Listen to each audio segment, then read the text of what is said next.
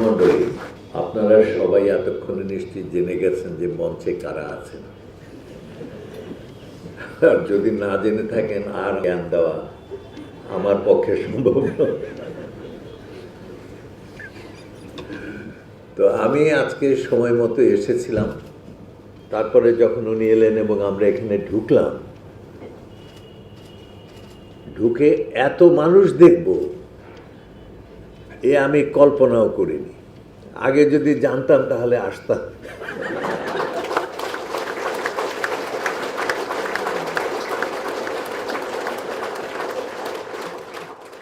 আরো নাকি আছে শুনলাম, ভাগ্য ভালো তাদের দেখতে পাচ্ছি না। তো যা হোক, আমার ঠিক কথা বলা অত উচিত না আজকে, কারণ যার বই বের হয় তার অবস্থাটা থাকে আমাদের সময়কার বিয়ের আসরের জামাইয়ের মতো।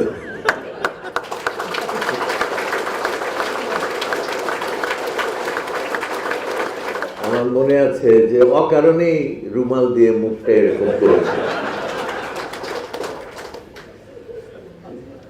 সেরকম যার বই বের হয় সে আবার কথা বলবে কেন?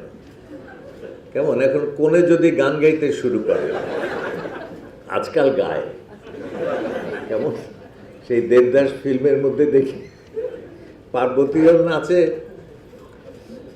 এর শাশুড়িও নাচে। যা হোক, প্রথমেই জামিলুর রেজা চৌধুরী আমার বইয়ের বিক্রির সম্ভাবনা শেষ করে দিয়েছে। উনি বলেছেন যে বইটা বুঝতে খুবই সময় লাগবে। আমার মনে হয় পাঠকের পক্ষে এটা না কেনার জন্য এটাই যথেষ্ট সিগন্যাল যে আপনারা ভাই কিনবেন না, কিনলেও বুঝবেন না। আমি যখন বুঝিনি তখন কি আর আপনারা বুঝতে পারবেন?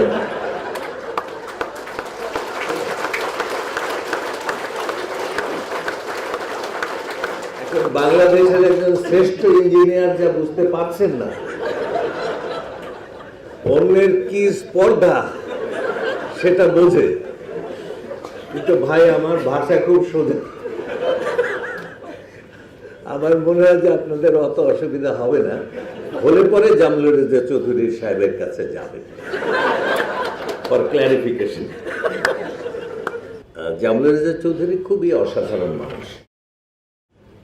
আমি বই উৎসর্গ অনেক দেরিতে তাকে করেছি, অনেক আগেই তাকে আমার বই উৎসর্গ করা উচিত ছিল। কারণ আপনারা জানেন লক্ষ লক্ষ লোক আজকে বাংলাদেশ থেকে চলে যাচ্ছে বাইরে, বহু মানুষ যাচ্ছেন চিরদিনের জন্য, আর আসবেন না। কিন্তু আমার ধারণা যে কোনো মানুষের মধ্যে যদি আলো থাকে, শক্তি থাকে, প্রতিভা থাকে, তিনি কখনোই সাধারণত দেশ ত্যাগ করেন না।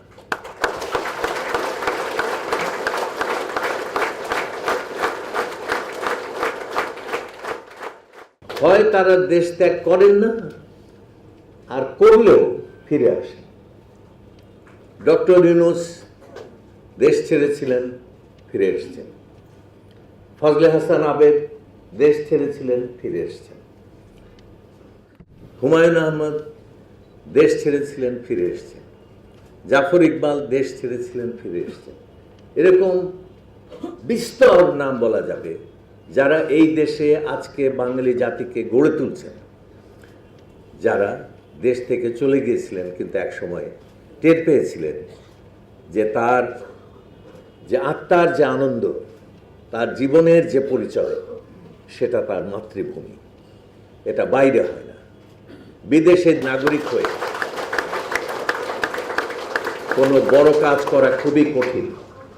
আমাদের অধ্যাপক জামিলুর রেজা চৌধুরী তাদেরই দলের, যারা বিদেশের সুযোগ পেয়েছেন, সেই সাফল্য তারা অর্জন করতে পারতেন, কিন্তু সেটা প্রত্যাখ্যান করে এই গরিব দেশটাকে ভালোবেসেছেন এবং এই দেশের ভবিষ্যৎ নির্মাণের চেষ্টা তারা করেছে।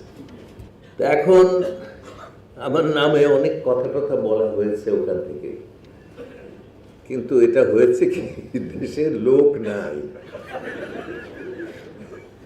নাই দেশে ভ্যারান্ডা বৃক্ষ। একটা কথা আছে, ভ্যারান্ডা গাছ আপনারা দেখেছেন কিনা জানি না, এতটুকু হয় এবং যতটা বিস্বাদ হওয়া সম্ভব একটা গাছ ততটা বিস্বাদ, এতটাই বিস্বাদ যে অবন ঠাকুর লিখেছিলেন যে ভ্যারান্ডা গাছ কি কেউ খায়? খায় না, কিন্তু আখ গাছ খায়। কেন? ভ্যারান্ডা গাছের মধ্যে স্বাদ নেই, কিন্তু আখ গাছের মধ্যে মাধুর্য আছে। মানুষ সেখানেই যাবে যেখানে মাধুর্য পাওয়া যাবে। যে দেশে কিছুই নাই সে দেশে এতটুকু একটা গাছ ও বৃক্ষ হয়ে যায়। তা আমরা হচ্ছে সেই ধরনের ভ্যারান্ডা, বুঝতে পারি। আমি বিশ্বাস করি যে বাংলাদেশ একদিন অনেক বড় হবে, অনেক বড় বড় মানুষেরা আসবেন। আজকে আমাদের দেশের সমস্ত ঢাকা শহরের সমস্ত রাস্তাগুলোর নাম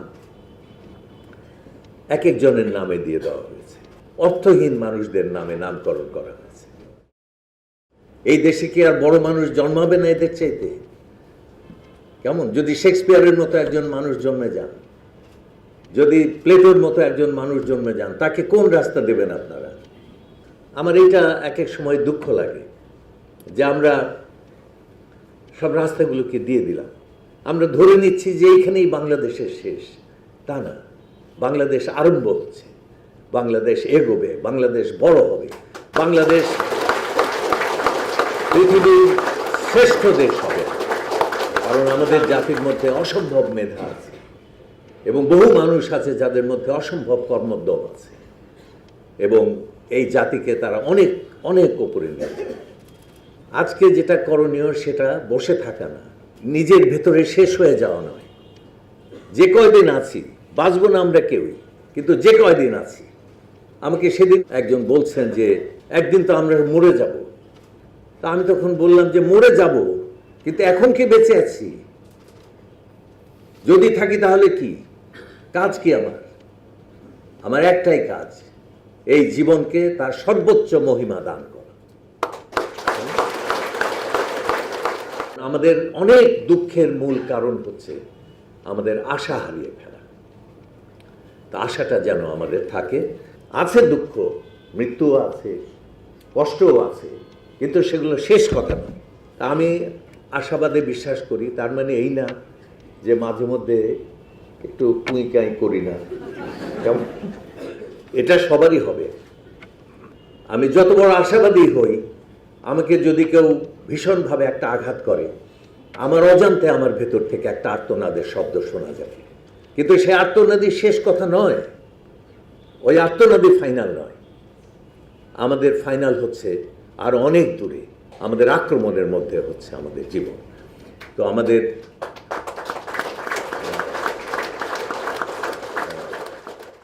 নৈরাশ্যতে বিশ্বাসই করবেন না, নৈরাশ্য নাই পৃথিবীতে। আসলে নৈরাশ্য হচ্ছে আশারই একটা অন্য রূপ মাত্র।